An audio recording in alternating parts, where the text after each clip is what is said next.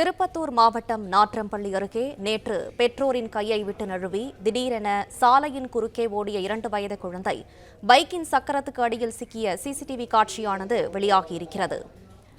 திருப்பத்தூர் மாவட்டம் நாற்றம்பள்ளி அருகே நேற்று சாலையின் குறுக்கே சென்ற 2 வயது குழந்தை மீது பைக் மோதிய சிசிடிவி காட்சி வெளியாகியிருக்கிறது. கூடுதல் விவரங்களை செய்தியாளர் கமலநாதன் வழங்க கேட்கலாம். கமலநாதன், வணக்கம். இந்த விபத்து குறித்து மேலும் சொல்லுங்க.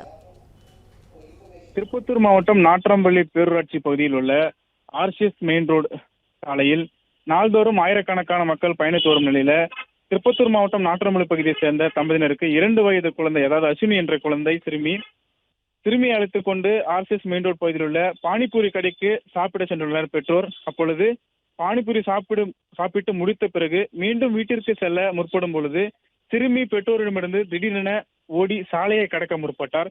அப்பொழுது வேகமாக வந்த பைக் சிறுமி மீது வேகமாக மோதியது. இதில் அதிர்ஷ்டவசமாக சிறு காயங்களுடன் சிறுமி உயிர் தப்பிய நிலையில் அக்கம் பக்கத்தினர் சிறுமியை மீட்டு அருகில் உள்ள தனியார் மருத்துவமனைக்கு அனுமதித்த நிலையில் தற்பொழுது அந்த சிறுமி சிசிடிவி காட்சி, அதாவது அடிபடும் காட்சி வெளியாகி பரபரப்பை ஏற்படுத்திய நிலையில் அடிக்கடி விபத்து நடந்து வருவதால் பொதுமக்கள் ஆர்சிஎஸ் மெயின் ரோடு சாலையில் வேகத்தடை அமைக்க வேண்டும் என கோரிக்கை வைத்துள்ளனர். பிளே ஸ்டோர் மற்றும் ஆப் ஸ்டோரில் இருந்து பாலிமர் செயலியை QR கோடு மூலம் பதிவிறக்கம் செய்யுங்கள். செய்திகளை உடனுக்குடன் பெறுங்கள்.